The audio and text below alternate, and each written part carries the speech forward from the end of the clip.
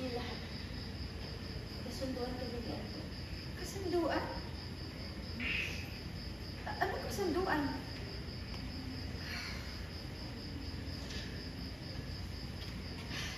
Mayag ako na maging girlfriend niya para matulungan niya siya na makabalik as basketball team captain.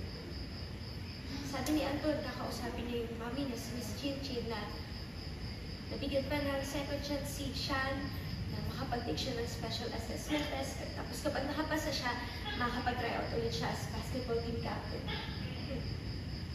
Wait lang. So, tiniis mo yung kapresko ni Anton at tinanggap mo lahat ng galit ng Miss Chin Chin. Para kay Sean?